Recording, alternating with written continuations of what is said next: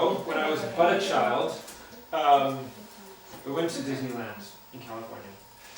And after we went to Disneyland, it was end of the day, we went to some friend's house for dinner. Everyone was tired and stuff like that. And all of a sudden, I started having the incredible pains in my chest.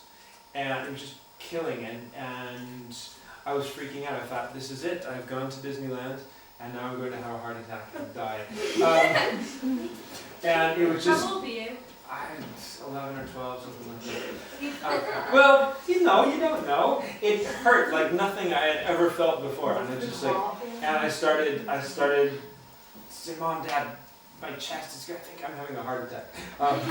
They didn't have any looks of horror and shock on their face. They said, yeah, it's probably gas, Jeff. And I'm like, I can't breathe, I felt like I couldn't breathe. It was horrible. And then in a couple minutes, it sort of shifted around, and a few minutes later, I had a nice big fluff, and there you go, I was fine. Okay. But the thing was, I felt like I was going to die. I couldn't breathe. There was pressure there, and I felt like it was the end. And the thing is, we have feelings, and they feel like certain things, and there's no denying that they feel like certain things. But the thing about feelings is they can be big fat liars. And so I have entitled this section, Feelings Are Big Fat Liars. Because feelings tell you only one thing. Do you have any idea what that one thing is? No, it's not a trick question. Feelings tell you how you feel.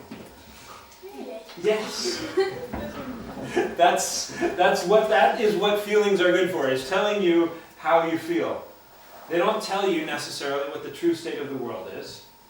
They don't tell you whether you're going to have a good day or a bad day. They don't tell you whether someone likes you or doesn't like you. All they tell you is how you feel. Now, it's useful to know how you feel, and feelings are very, very valuable. Life would be rubbish without feelings, because can you imagine going to, say, Alton Towers without feelings? Roller coasters would be pretty lame.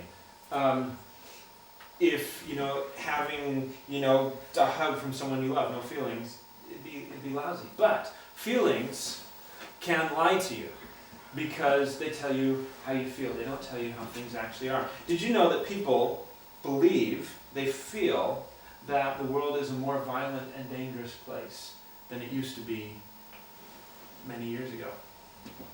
The fact actually is, even with all the stuff going on in the world, there is less violence in the world now, in 2007, than there has been pretty much in any time in history. Less violence per person in the world. But we feel like there's more violence because we get violence reported from every corner of the world to us all the time. And we're always hearing about violence, because the media loves to talk about, all the violence. And so we feel like there's a lot of violence, but actually, there's less violence in the world now than there was long ago. So feelings don't tell you necessarily the truth. They tell you how you feel.